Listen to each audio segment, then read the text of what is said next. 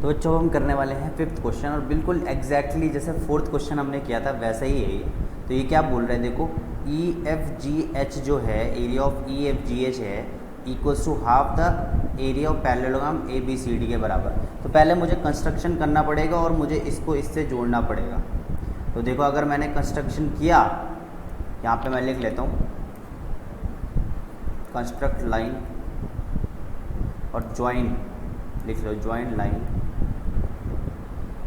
H F. ठीक है, तो ये मैंने लाइन क्या है, मैंने ज्वाइन करी एच एफ। यहाँ से मैंने लाइन ज्वाइन की एच एफ, और ऑब्वियस ये बात है जो एच एफ है पैरेलल होगी ए बी के और एच एफ पैरेलल होगी डी सी के।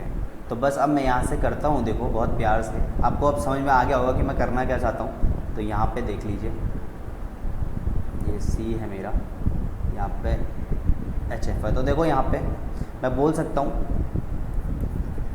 इन parallelogram A B F H, देखो ए बी एफ एच। तो ए बी एफ एच में यहाँ पे देखो, ए बी एफ एच में देखो एक ट्राइंगल भी है ए बी एफ एच के अंदर, ए बी एफ एच के अंदर एक ट्राइंगल है एच ई एफ।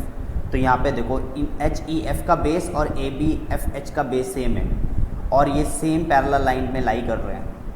तो मैं यहाँ पे डायरेक्ट बोल सकता हूँ, इस कंक्लूजन से मैं बोल सकता हूँ कि जो area of triangle H F E है इक्वल्स टू हाफ द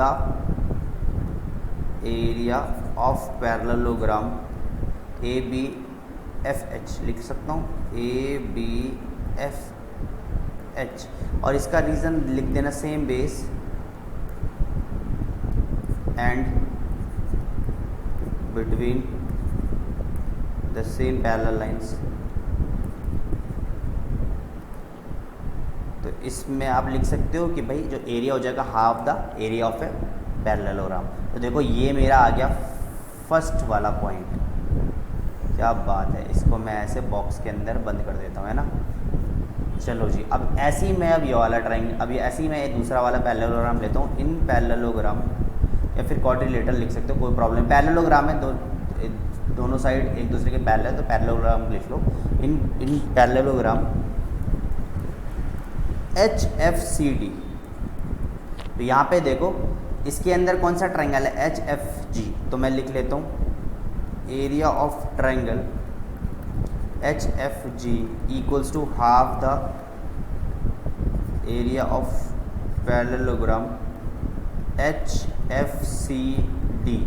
इसका रीज़न भी यही सेम है, same base and between the same parallel line. ठीक है, सेम बेस है देखो इन दोनों का, और एक सेम पैरेलल लाइन में लाई कर रहे हैं। तो ये जो ट्राइंगल होगा half the area of parallelogram हो जाएगा। तो ये देखो मैंने लिख लिया, this is my equation number second. और अब मुझे क्या करना है, इन दोनों इक्वेशनों को मैं ऐड अप कर लेता हूँ। तो देखो यहाँ पे लिख लेता हूँ adding equation 1 and 2। So we gate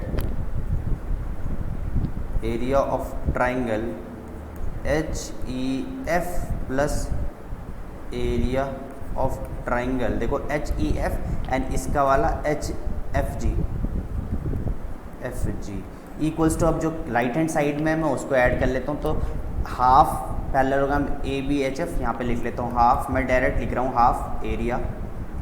अब देखो हाफ दोनों में है तो मैं डायरेक्ट इसको ऐड कर लेता हूँ, ए बी एच एफ लिख लेता हूँ, A B F H plus half, इसमें भी तो मैंने हाफ पहले ही कॉमन ले लिया और इसको मैं ऐड कर लूँगा एच एफ सी डी। ठीक है जी।